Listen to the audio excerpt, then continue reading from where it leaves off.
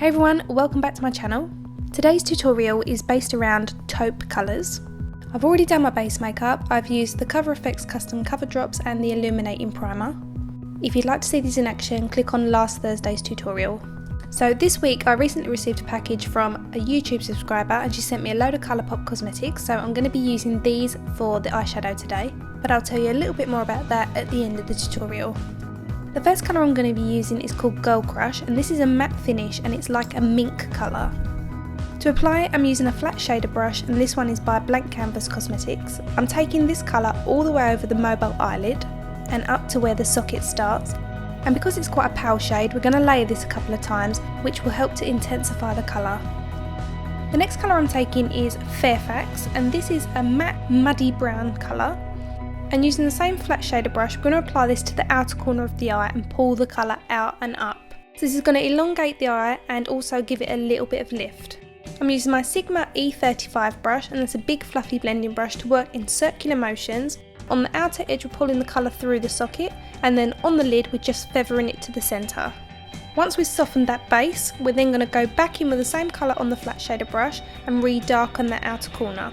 Then using our fluffy blending brush, we're going to do the same thing, working in circular motions up and out and then through the socket, and then just on the mobile lid, feathering the colour to the centre. And again, once you've got a nice soft blend, we're going to go back in and reapply the colour. So we're layering the product, building up the intensity, and also this means that sandwiching the colours together are going to last a lot longer throughout the day. These eyeshadows are so super soft, they're like satin and they just melt into the skin and blend with ease. We just need to get a petition now to get Colourpop to send to the UK. So the next shade I'm using is called Roulette, and this is a true matte black colour. Going back in with the same flat shader brush, I'm applying that colour to the very outer corner of the mobile eyelid. As we want the corner of the eye to be the most intense, we don't want to pull the colour up and out. We've applied it to the mobile eyelid and we're going to work the fluffy blending brush over that area. And that way it's going to blend into the colours that we've got, but we're not pulling the colour out, so we're not getting rid of the brown eyeshadows that we've already applied, but we are darkening the outer corner, so it's staying in its place but it's going to look a bit softer than how it looks when we first apply it. I'm going back in with Girl Crush and just reapplying that to the mobile eyelid on the inner corners and up to the middle. This is just to make sure we haven't lost any intensity. Next I'm taking this satin finish warm beige colour called Truth, and this is just going to go on the inner corner of the eye, and it's just going to add a really subtle highlight to the inner corner. Going back to Girl Crush, the mink shade, I'm taking that on my flat shader brush and I'm running that underneath the lower lashes all the way along the eye. On my brush with the darker shades, I'm taking Fairfax and I'm pulling that colour from the outer corner of the lower lash line through to the middle and fading into that Girl Crush colour towards the inner corner. And then taking my fluffy blending brush just to soften all that. Then going back into my matte black colour Roulette, I'm taking an even flatter brush and using that just to work underneath my lower lashes and get right along the rim of my eye. I will list all the brush names in the description bar. Next I'm taking this Manuel Beauty lip and eye pencil in Wicked, which is a nice inky black, and I'm running that along the waterline. I'm also going to tight line with that pencil and make sure we've got no pinky tones. I've got a tutorial coming up with more of the Manuel Beauty products, so keep an eye out for that. Next I'm curling my lashes using my Shonagh eyelash curlers, and these are the best I've ever tried. I'm then going in with my Too Faced Better Than Sex mascara, and I'm just going to give my lashes a good coat on the top and bottom. For eyelashes I've made a custom set. I've taken Eldora's H104 strip lash and I've taken the outer half of H114 and stuck that on top. So we've got a nice full winged out set of eyelashes. I'm taking another product from Manuel Beauty, and this is from their Filter Finish collection, and this is the Skin Facelift Powder.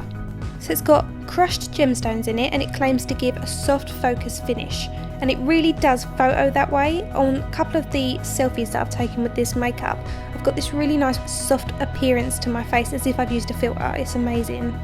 Next I'm taking my Anastasia Beverly Hills Cream Contour Palette in Medium, and I'm taking the two dark shades mixed together. I'm just going to run that along my cheekbone area.